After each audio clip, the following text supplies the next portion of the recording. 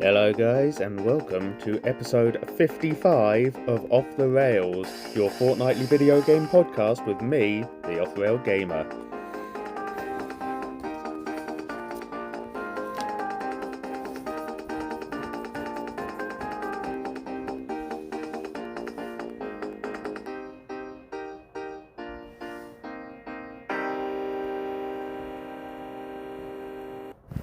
I'm doing things a little bit different this week, guys. I'm actually recording this almost as live, as it were, in the sense that I've got all my tunes hooked up, ready to play at the given intervals. So I'm going to try and do this without going back and editing it.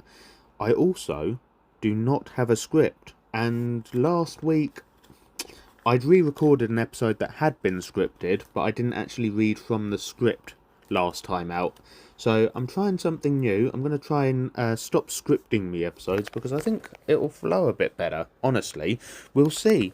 See if I go back to it. I'm sort of trialing it anyway. Now, guys, this is Off the Rails, your fortnightly podcast with me, your host, the offrailgamer, as I did say just now. I do have the usual podcast episode description back up this week. So do head over there. You'll be able to see links to all my socials. Otherwise, you know what time it is, don't you? Let's see if I can get the right one. I'm going to tell you all about what I've been playing recently.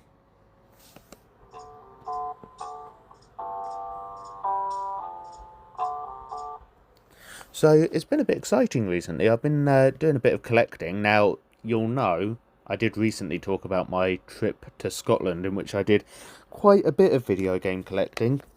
And, yeah, I've been bitten by the bug a bit, haven't I? I've gone a little bit crazy recently. So, the first one I'm going to talk about, I've got a standalone game that I will mention. It hasn't actually arrived yet, so I can't really tell you too much about it. It's called Cyberdeck on the PS1.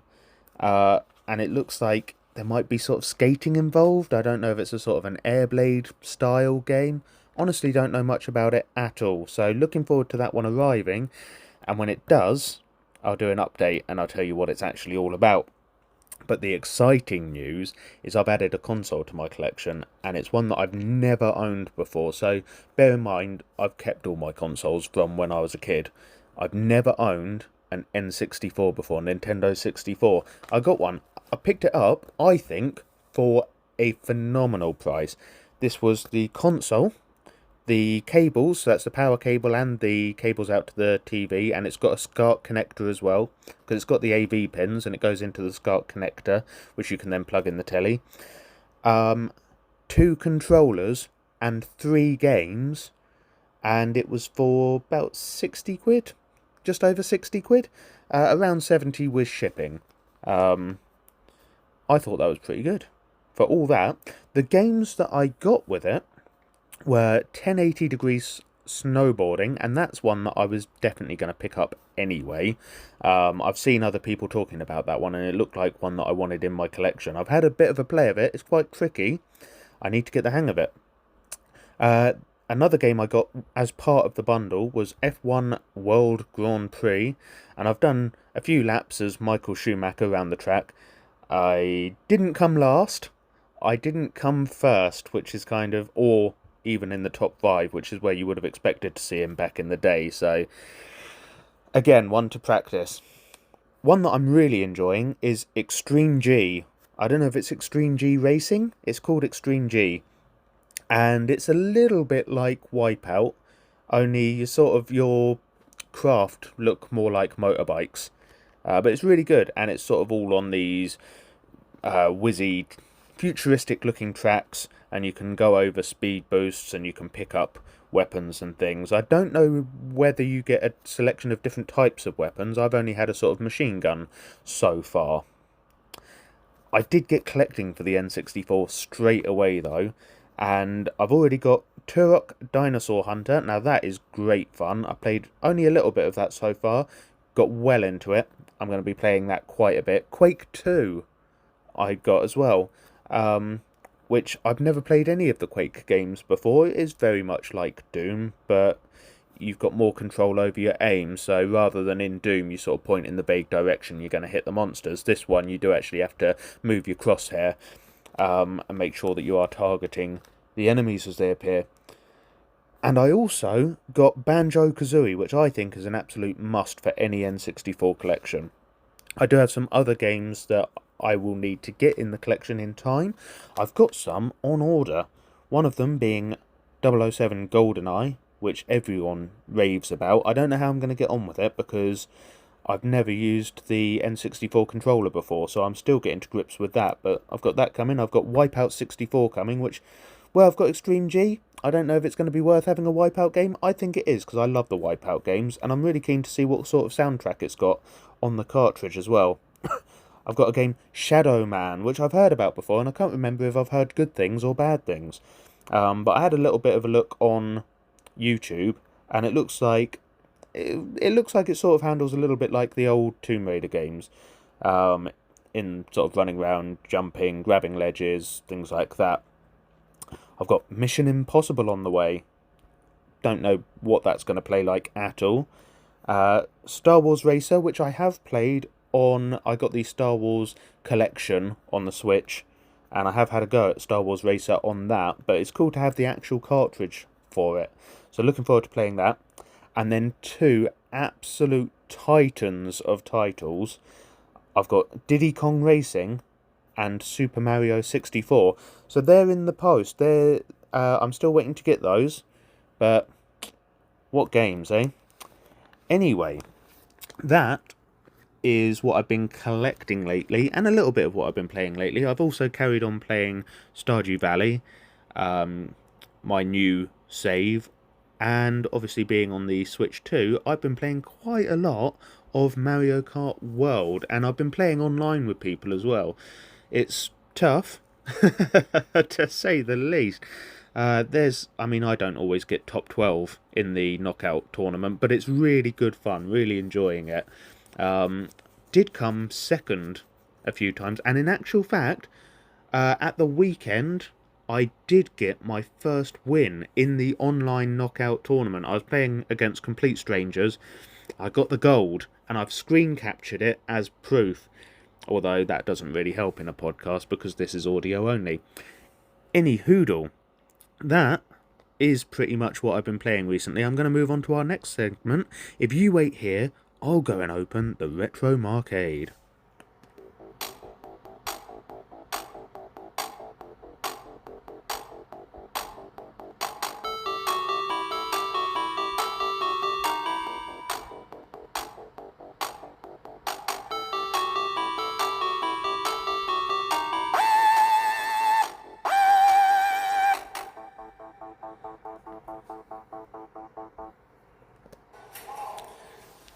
Right, I'm not entirely sure how this is going to work this week, because usually I'd have this all scripted. I'm going to talk about Double Dragon, and we'll see how we go. Now, I did, in 8-Bit April, I covered Double Dragon, and I did put up some facts on the video that I created for that. So we're going to be going over that a little bit, and then I'm going to be talking about my experience with the game.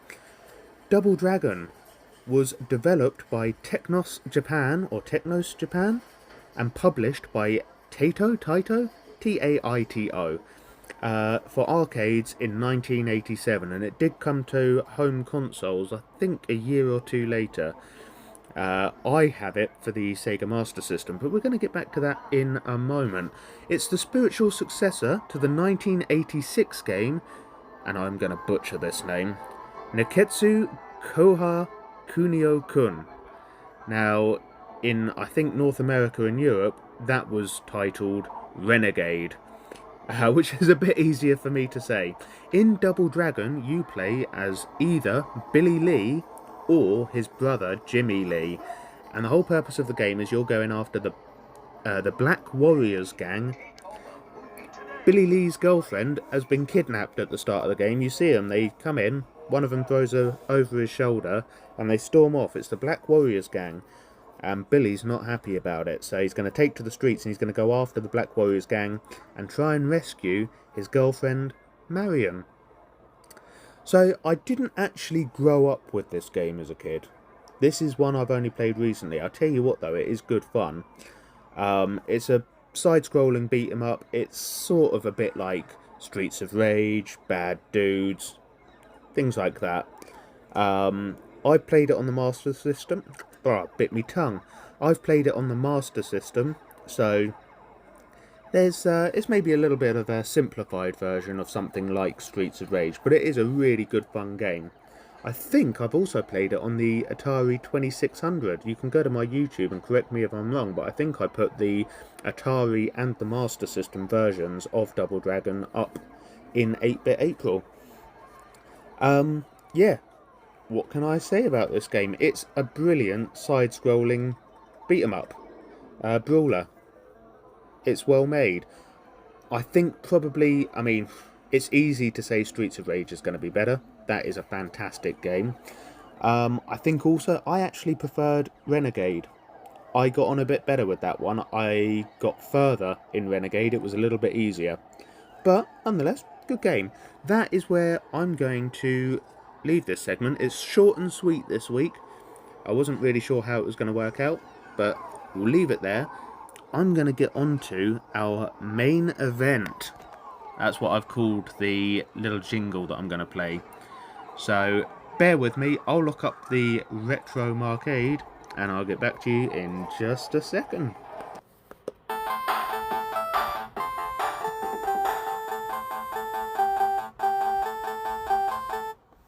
Mario.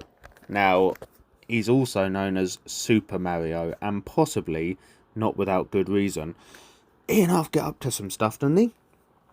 So I thought this week, because I've been playing so much Mario Kart World, I've got kind of Mario on the brain a little bit. I thought we'd have a look at some of the different things that Mario gets up to in his games. I'm going to go through these. I've got some sports titles and I've got various other titles. Shall we kick things off with Donkey Kong? I think we should, because that's the first game Mario appeared in, isn't it? Now, he was originally called Jumpman, but Nintendo have confirmed it is Mario as we know him today. And in Donkey Kong, you play as Jumpman, Mario.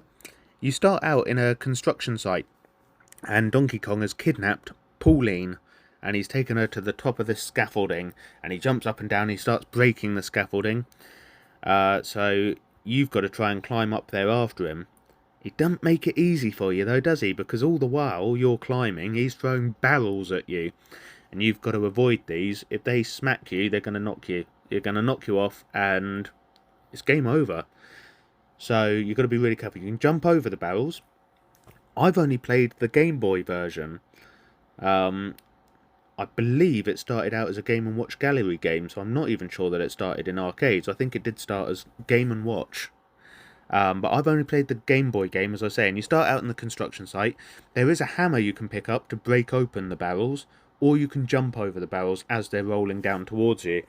There's also sort of little flames whizzing about, and you've got to avoid those as well, jumping over those. So it's quite the challenge. But that's just the first level. Then, in the Game Boy game, you go on and you get into all sorts of hijinks. You go through the city, you're going through rooftop gardens, you've got trapeze lines that you can swing on to spin and jump up to higher ledges. It's a really good fun game.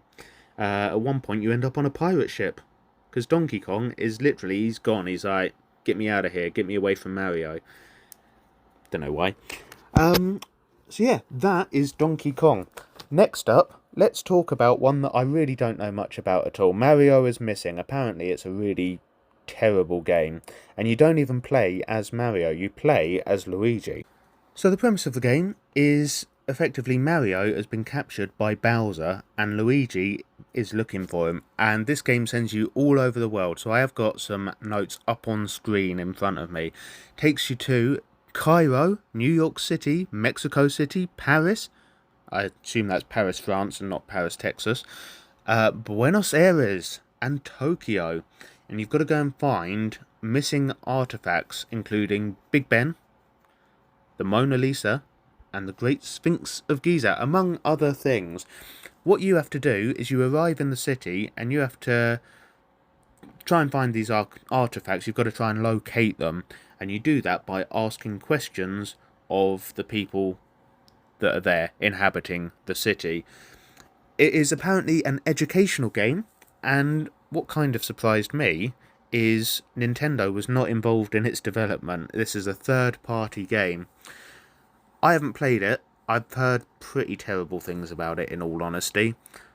Maybe one to emulate one day. It didn't say that. But anyway, yeah, Mario is missing. Another one that I think I have played, but a long time ago, is Mario Golf, and I think there's been a few of them. I think I played it on the Game Boy again. I don't actually own it, but I think I played it on my Analog Pocket. Mario Golf is pretty much, from what I remember, it's a golf game.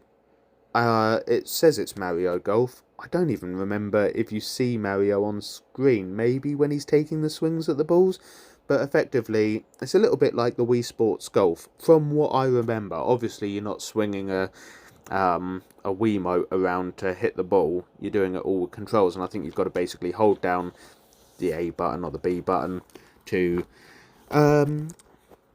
set your power of your swing, is what I was going to say.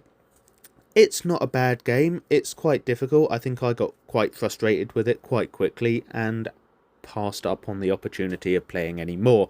But the reason that I've mentioned it is because it is a sports game, and I've got 2 other sports games, so I thought I'd cover them all off together.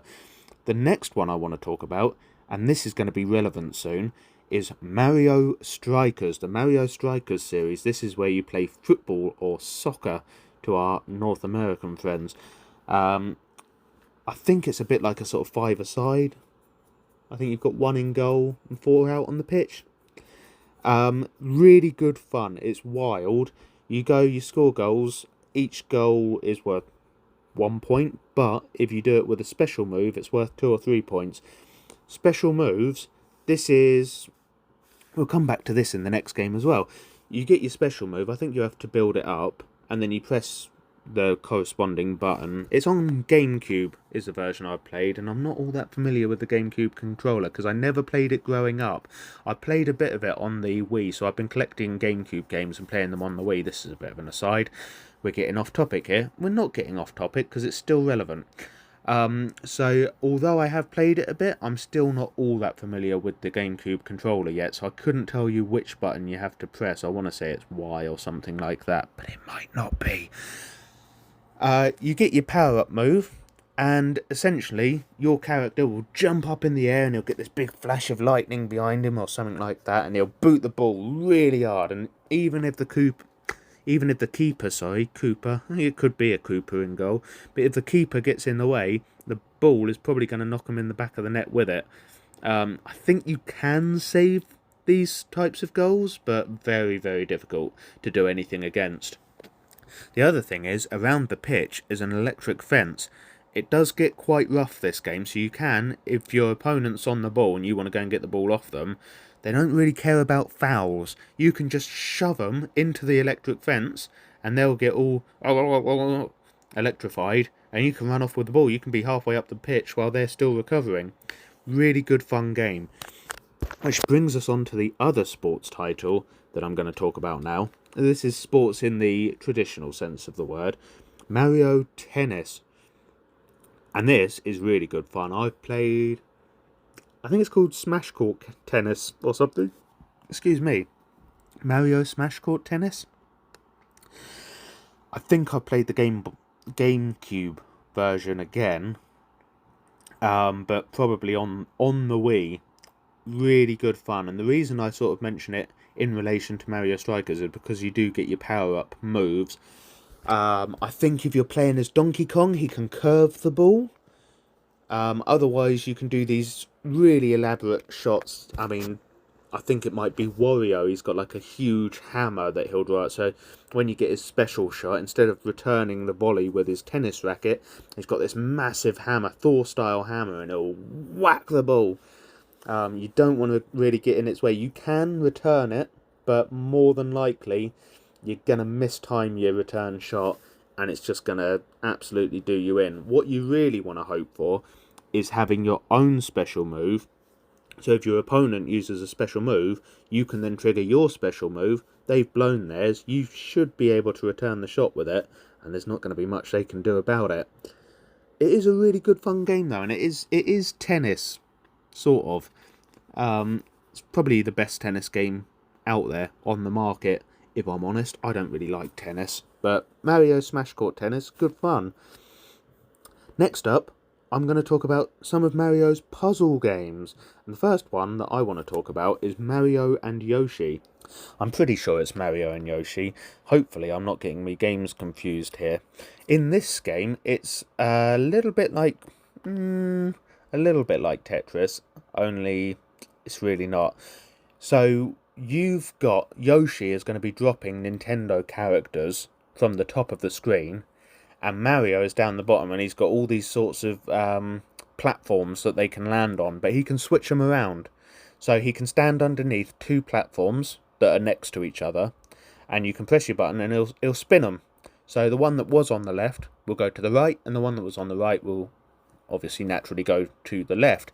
What you can do is you've got the two on the farthest left you can swap, but then that one that's first in from the left, so not the far left platform, but the one that's next to it, can also be swapped with the one that's to the right of that. So you can have a character that lands in the far left column, and you can move them to the far right column. I hope that makes sense. You've got things like Goombas, squids, piranha plants, I'm not sure what else. But you've got these Nintendo characters that are going to fall from the sky, and you've got to try and match them up. So you've got to pair them up, and I think you've got to get them to land one on top of the other. You can't have them side by side to match them up. You've got to get them to land one on top of the other, and that will clear them. If you don't clear them, obviously they're going to fill up the screen, and if they hit the top of the screen, a bit like Tetris, it's game over. Another element to the game is you've got Yoshi shells, and they're split in half, so you'll receive the bottom part of the shell can come down. You can then trap an enemy in it, and then put the top of the eggshell on top, and a Yoshi will hatch. And I think you get additional points for that. So that is Mario and Yoshi. Quite a good game. Another one, similar vein, which you'll probably be much more familiar with, is Dr. Mario, which is a bit... people say it's a bit Tetris-esque. It's actually, I believe, modelled on Puyo Puyo. Only you've got to try and fight viruses, essentially. There are these little nasty germs, and they're in different colours. So you've got red, blue, yellow. I think as the game goes on, there are other colours like green, possibly purple. And you've got these germs anyway, and you've got to eradicate them. You've got Dr. Mario on the side of the screen. So these germs exist in a glass jar on the left-hand side of the screen. And on the right-hand side of the screen, you've got Dr. Mario, and he's throwing pills into the jar. And these are little pills of two halves. So they're a little bit like a paracetamol tablet, where they'll be sort of blue and white, won't they? The little capsule. They're capsule rather than a tablet, I should say. The tablets are usually just white, but the paracetamol capsules you can get where they're blue and white, they look a bit like those, only they're not always going to be blue and white. They'll be like red and yellow, or red and blue. They'll be the colours of the germs that are inside the glass jar. You've got to try and match them up. I think if you get three of the same colour, I believe they can be side by side or on top of each other, and you can even get them in like little L shapes and all sorts. So if you can get them together, group them together, they'll pair off. Well, not just pair off, they'll group off, as it were. I think you've got to match a minimum of 3, and then you'll clear them. If you match them next to the germ of the corresponding colour, then you'll take the germ out with it, and you've got to try and clear all the germs without filling up the jar full of pills. Capsules. Sorry. So I've probably explained that really badly, but it is a really good fun game. I've spent quite a lot of time with it, actually. When I was a kid, I thought nothing much of it, but it is actually, as an adult, it's a really nice, gentle, simple puzzle game, something that's going to kill a few hours. Let's talk about Mario Party. These games are really unfair. Their scoring system makes very little sense whatsoever. It's a bit like a board game, and you do roll dice, and you've got to go around, and I think you've got to collect star bits, and you've got to try and get you. Each game has so many moves, so many rounds, I should say, and all the players, once they've used up all their rolls, it's the end of the game, and whoever's got the most star bits, you would think, should win, but that's not always the case, because you can get pity points for being the unluckiest player. You can also get points for winning the most mini games. They don't always give you star bits. I think some might, but you're going to find star bits on the board, and once it's been collected by a player, another one will be thrown onto the board in a completely random location. You could have been heading towards a star bit that was over to the right hand side of the board. Someone else gets it, so you're thinking, right, I'll get the next one then, and it gets thrown onto the far left side of the board, and all of a sudden you've got to trundle all the way over there, and you're probably not going to get there before someone else. They are good fun games though, full of mini games, all sorts of things. Sometimes you'll be counting the number of toads in a room, but they're all running around. So you've got to scroll the screen, try and work out which ones you've already counted and which ones you haven't, and then you've got to say how many toads were in the room. And whoever's closest to the actual number of toads will win the minigame. There's others where you go fishing.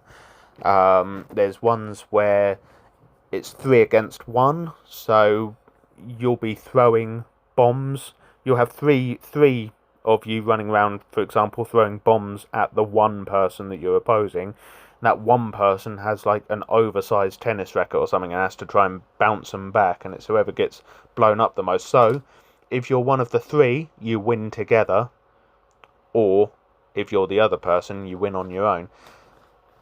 Not explaining that one very well, but it is, it's a good laugh, and it's so much fun to play in a group as well, because everyone gets really, by the end of it, everyone's annoyed because you've been treated unfairly in some way at some point, guaranteed. Let's get on to our last 2 games, and we're doing okay for time. I have to talk about Mario Kart, don't I? Especially as I have said, the reason that I'm talking about Mario at all is because of the amount of time I've been spending on Mario Kart World. I am going to talk about a few different Mario Kart games. I will start with Mario Kart World. Really good fun.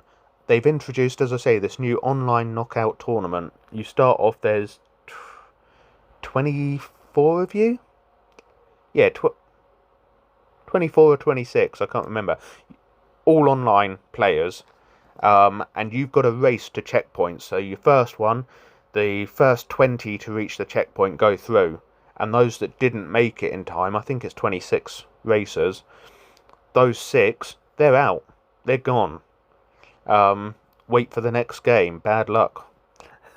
Then you've got to try and be within the top 16 to get to the next one. Then the top 12, top 8, top 4, and then you go for gold. This is not easy. Sometimes I'll get into the top 4. As I say, I've only got gold once, and I've been playing it for a few weeks now at this point. A lot of the time I won't even get top 8. It gets really wild because everyone's throwing their weapons on, especially when you get near the checkpoint. All of a sudden you're going to see red shells, green shells, bullet bills come out to play.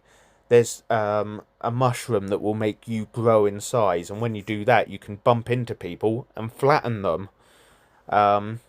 That's all going to be coming out around the checkpoint, so you know a checkpoint's coming up because everyone starts throwing everything they've got at you, and you'll be spinning out here, there and everywhere, and then desperately trying to get the speed back up to get across that line. Really good fun. There is also the traditional Grand Prix style racing. 4 races, and whoever's got the most points at the end wins the little the race. The nice thing is it's kind of an open world Mario Kart, so when you finish a race you actually have to drive to the next track, and the drive between tracks is part of the race. So your first lap will actually be commuting between tracks, and then you do a couple of laps around the new track. Really interesting idea. You can do a free roam where you just essentially go for a little virtual bike ride and just explore the map, and there's a good reason for doing that. Is there are food bags that you can pick up. This sounds really weird. There's food bags you can pick up. You get them, it'll give you food, so you could get kebab skewers, you could get an ice cream, you could get a burger, fish and chips, whatever it is. You eat it and you consume it in the same using the same button, the left trigger button, um, that you would use to throw weapons. You use that to eat the food that you picked up, and that will get you different costume unlocks for your character. There are so many costumes and so many vehicles to unlock in this game, and you do that by just picking these up. You can pick them up in races and in knockout tournaments, but if you're really serious about trying to collect all the costumes, which I can't say I particularly am, you might want to do it in a free roam. The next game that I'm going to talk about is Mario Kart 8 Deluxe, and I know a lot of people are still playing this where they've not got a Switch 2 yet, which is absolutely obviously fair enough. It's not a cheap system. Mario Kart 8 Deluxe still holds up, and I still play it. In fact, I was still playing it just the other day. I've set up, we switch 2 in one room and we switch in the other room. So when I go to bed, if I'm not tired yet, I can still play a bit of Switch in there, which is bad, I know. What a game though, and so many courses to choose from. You've got what, 4, 8, so 16 tournaments. I've got that from Shrek. You've got 16 tournaments, each with 4 races. So do the maths. How many race courses is that? Let's think about it. 16, 32, 64. 64 race courses. That's a lot. A really good fun game. They're really varied. I like most of them, but there are some that honestly, when they come up, and I'm just like, ugh, this one, I never do well on it. Really good fun game. Proper, just amazing Mario Kart. The last Mario Kart that I'm going to talk about is Double Dash, which I think was on the GameCube. I've never owned it, but I have played plenty of it, and it is really good fun. You get 2 characters in your kart, one at the front who's driving, and one at the back who is going to be throwing your weapons for you. You can control both on your own, or you can buddy up. So you could have someone who is going to be your dedicated driver, and you could be throwing the weapons, or vice versa. You could be driving and have someone else take care of throwing the weapons for you, so that you can concentrate on taking those bends while still giving other people a hard time. It's possibly the best Mario Kart that's ever been made. It was really good fun, but the Rainbow Road on it, oh my word, I couldn't stay on that track. Really difficult. So they're my 3 favourite Mario Kart games. Finally, I'm going to talk about Super Mario. And we're going to finish on Super Mario. This is basically his platform games. And I would say standard platform games. I'm including in this things like Super Mario Land and Super Mario Land 6 Golden Coins on the Game Boy. Super Mario World on the SNES. Super Mario Bros. Going back to the NES, I think. I played Super Mario Bros. Deluxe on the Game Boy. But it was just a remaster? Just a port, I should say. It was a port of the NES game. These are your classics. It's Mario running in the early games, side-scroller, 2D side-scroller, running from left to right through a world, hopping over obstacles, hopping over Koopas and Goombas. You get boss fights, and you've got to try and make it to the end of the levels. Usually a princess has been kidnapped.